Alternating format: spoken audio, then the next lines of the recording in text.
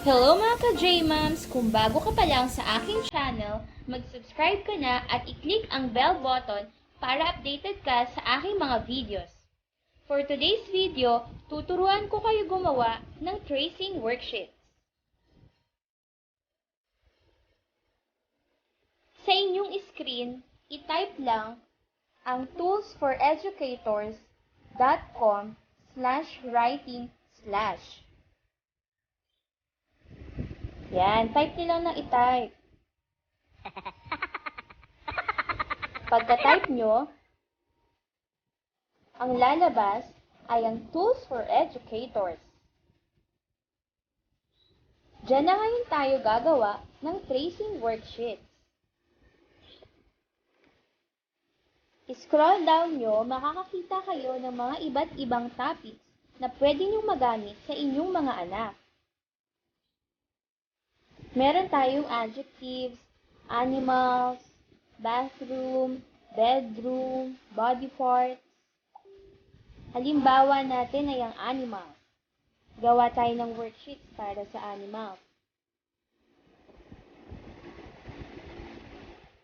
Ang gagawin nating worksheet sa animals ay merong picture ng animals at ang pangalan ng animals ay ititrace nila.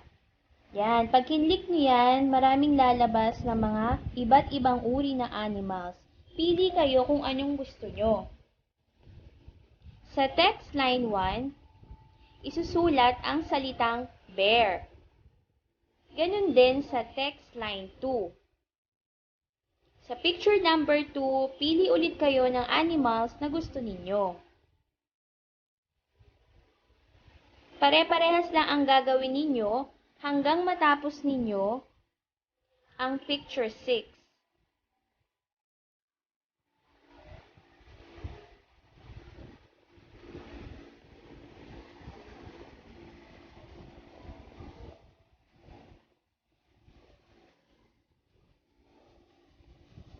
Yan, meron pa palang picture 7 saka picture 8.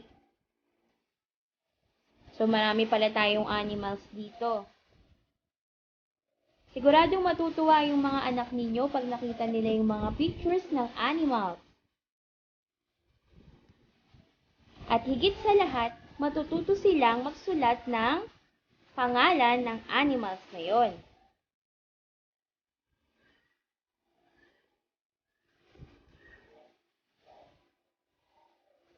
Yan, malapit na tayong matapos.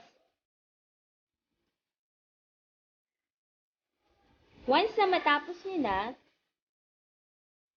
i-click nyo lang ang Make It.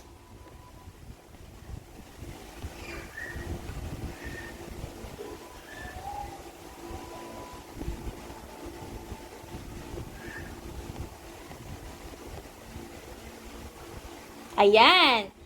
Nakagawa na tayo ng writing worksheets about animals. Makikita nyo sa gilid, may mga pictures ng animals at merong dotted names ng animals na kung saan pwedeng magsulat ang inyong mga anak. I-click nyo lang ang print. Sa destination, i-click ang Save as PDF para madediretso na siya print. Then, save. Save nyo siya kung saang folder nyo siya pwede ilagay. And there you have it. Meron na kayong tracing worksheets na magagamit ng inyong mga anak. Don't stress your mind, we coming home tonight. Hey mom, we're gonna be your